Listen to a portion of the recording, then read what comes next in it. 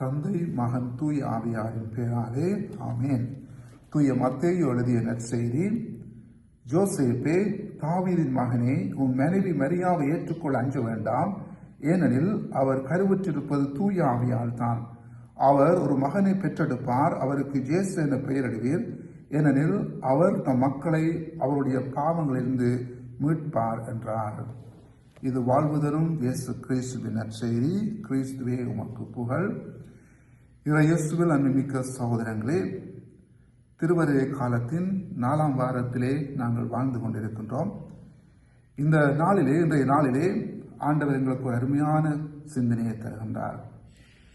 அது கடவுளுடைய திட்டத்திற்கு எவ்வாறு எங்களை அர்ப்பணிக்க வேண்டும் என்ற சிந்தனையை எங்களுக்கு சொல்லித் தருகின்றார்.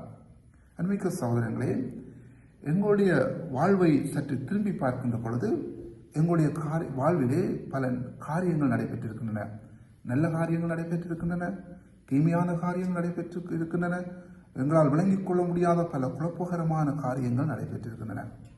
நல்ல காரியங்கள் நடைபெறுகின்ற ஆண்டவரை போற்றி புகழ்வோம், மகிழ்ந்திருப்போம்.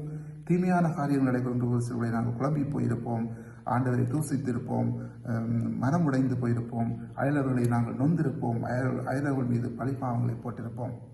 இயேசுவின் சகோதரங்களே, இந்த நற்செய்தியானது எவ்வாறு நாங்கள் நல்ல காரியங்களிலும் குழப்பமான காரியங்களும் தீமையான காரியங்களும் ஆண்டவருடைய திருவுளத்துக்கு எங்களை எவ்வாறு விட்டுக் கொடுப்பது என்பது தொடர்பாக இந்த நற்செய்தி எங்களுக்கு சொல்லித் தருகின்றது. அன்னை மரியாளுக்கு வானதூதர் சென்று மரியாதை கருத்தரித்திருக்கார் என்று சொன்ன பொழுது அவளால் விளங்கிக் கொள்ள முடியவில்லை. ஆனால் அன்னை மரியாள் சொன்ன வார்த்தை, இதோ உமது அடிமை உமது வார்த்தையின்படி எனக்கு ஆகட்டும் என்று சொல்லி அன்னை மரியாள் தன்னை அர்ப்பணித்தார். சூசேப்பருக்கும் ஒன்று விளங்கிக் கொள்ள முடியவில்லை. ஆனால் வானதூதர் சென்று மரியா கருத்தரித்திருப்பது தூய ஆவியார், ஆகவே அவரை ஏற்றுக்கொள்ள நீர் அஞ்ச வேண்டாம் என்று சொன்ன பொழுது சூசேப்பரும் மனம் உவந்து ஆண்டுடைய திருவிழத்துக்கு தன்னை அர்ப்பணித்தார். இயேசுவின் மிக்க சகோதரங்களே, ஆண்டவர் எங்களுக்கு அருமையான ஒரு படிப்பினை சொல்லித் தருகின்றார்.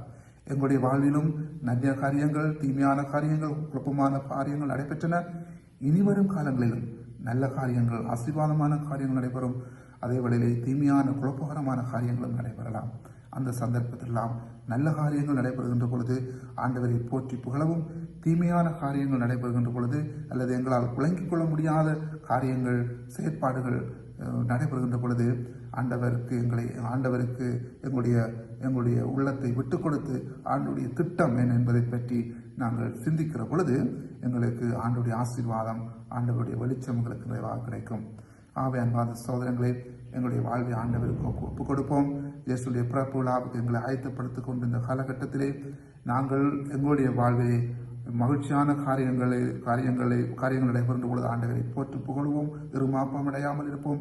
தீமையான காரியங்கள் நடைபெறுகின்ற பொழுது அல்லது குழப்பமான காரியங்கள் நடைபெறுகின்ற பொழுது தோண்டு போகாமல் இருப்பதற்கு ஆண்டுடைய திட்டத்துக்கு எங்களை விட்டுக் கொடுப்போம். ஆண்டுடைய வல்லமையும் ஆசிரியும் பெறுவதற்கு சபிப்போம். அப்பொழுது எங்களுடைய வாழ்வு இன்பத்திலும் துன்பத்திலும் ஆசீர்வாதமானதாக அமையும். எங்களுடைய ஆகவே அன்பான சகோதரங்களை, இயேசுடைய பிறப்புக்கு எங்களை ஆயத்தப்படுத்துவோம், எங்கள் உள்ளத்தை ஆயத்தப்படுத்துவோம். நல்ல காரியங்களூடாக, ஆசீர்வாதமான செயற்பாடுகள் செய்வதனூடாக நாங்கள் பாலகர் இயேசுவை எங்கள் உள்ளத்திலே வரவேற்போம். ஆண்டவர் தாமே உங்களையும் உங்கள் குடும்பங்களை ஆசீர்வதித்து பாதுகாப்பாராக. தந்தை, மகன், தூய ஆவியாரின் பேராலே ஆமென்.